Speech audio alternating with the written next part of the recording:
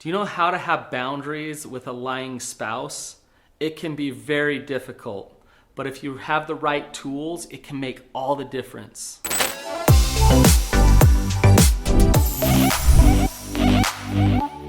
I work with addiction, and so I get lied to all the time. And I understand what it's like to be in a relationship with somebody who's lying to me all the time. And I've learned how to navigate that. But if you don't know how to navigate that, especially if you're married to somebody who's lying to you all the time, you can feel crazy, you can totally not know what's up and what's down, and it can be very, very hopeless. Listen to the end of this video because I'm going to help you know how to be boundaried with a person who's lying to you all the time. If you're being lied to, then your boundaries are probably getting broken. I mean, most of us value trust, safety, honesty in our relationships. So if you're being lied to, then your partner is constantly breaking your boundaries. That means that you're feeling certain emotions. You're feeling feelings of anger, resentment, frustration with your partner. It's time to listen to those emotions, and it's time to do something about it. It's time to step into your boundaries in a powerful way where you can be effective in your relationship with a liar. Not only will a lying spouse lie to your face, but oftentimes they'll try to make you feel bad for not being okay with their lies. They'll make you feel crazy, they'll turn the tables, they'll say things like, "What, you'll never trust me?" Or "What am I supposed to do?" And in the meantime, they're lying to you. So it can get really hard to know what to do in those moments when you're being lied to. Sometimes they'll shut down. They're lying to you and you say, "That feels like a lie," and they shut down and you can't connect to them at all. So there are some things that you can do. Let's talk about what those are. One of the important things to do is to actually identify when you're being lied to. And there's certain cues that you can identify. You can notice certain things. But before I talk to you about what those cues are and how to identify whether you're being lied to, remember to subscribe to my channel.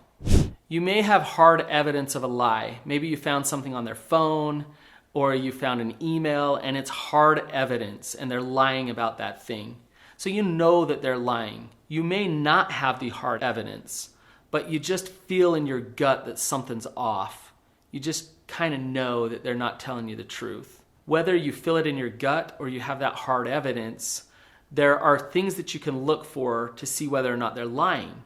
One of the most obvious ones is that they struggle to keep eye contact with you. Now, some liars are really good and they know that, and so they work really hard to have eye contact while they lie. But for the most part, somebody's going to look away when they tell you the lie. They're not going to be able to maintain the vulnerability with you, and so they'll avoid that connection through your eyes when they tell you a lie. Another thing that a liar will do is overcompensate.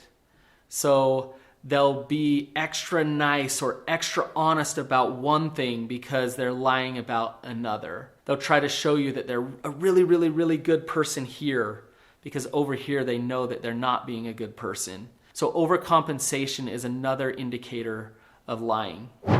A liar is usually an expert at creating distraction. They'll create distraction by just changing the topic, trying to talk about something else, or they'll create distractions with their emotions. They'll get really, really angry and bring drama into the equation so that now you can't stay on the topic at hand. You're dealing with something completely different. So distractions are a liar's best friend. Staying on the topic is what a liar does not like to do.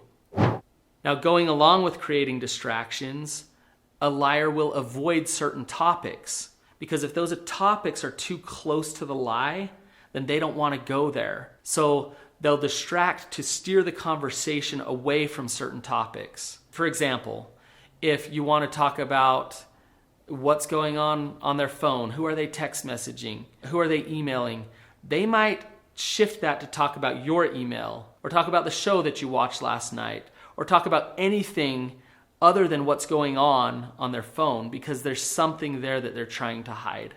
A liar will be an expert at turning the tables.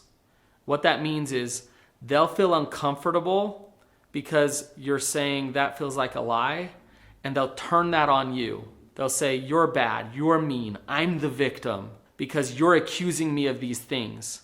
And in turn, what that does is it deflects from the vulnerability of the lie that they've made. And so turning the tables is another tactic to avoid the truth. Let's talk about the tools and the things that you can do if you feel like you're in a relationship with a liar. As I've been going through that list, if any of those hit home, then chances are your partner, your spouse, does lie to you. So there are some things that you can do. One of the first things that you can do that's so important is to get support outside of that relationship. And get good support. Not support from people that are gonna tell you that you're a victim and that your partner's just horrible, but support from people who ground you in reality and help you stay steady and help you stay strong. So if you're dealing with a partner who's lying all the time, then it's actually healthy for you to reach out to a friend, to reach out to a family member, to somebody to say, help me understand what reality is because I don't feel like I'm getting it in my relationship. Now, fair warning, your partner might really not like that you do that. So be honest with them before you go and do that. Tell them, I'm gonna reach out and get more support from other people because I'm not feeling trust and safety in our relationship. Another thing to do if you're in a relationship with a liar is be a broken record. So stick to one topic at a time. When they're trying to create distractions, don't let them.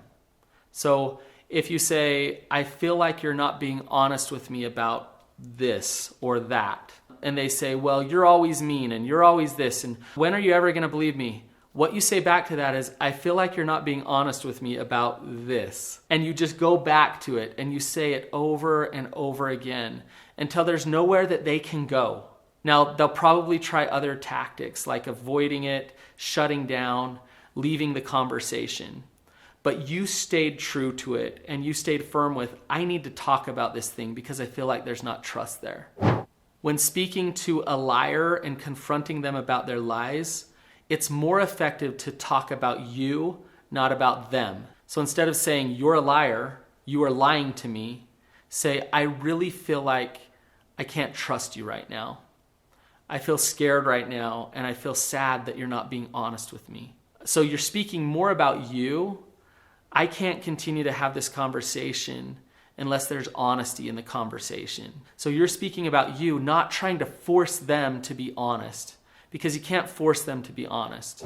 And lastly, I kind of just mentioned this, but refuse to continue conversations unless you feel like there is honesty.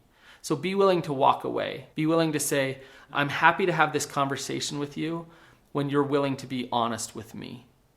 But I am not going to engage in conversations where there's not real honesty. If this video has been helpful to help you understand what to do in a relationship and how to set boundaries with a liar, then check out my other video, what are some good boundaries to set in a relationship?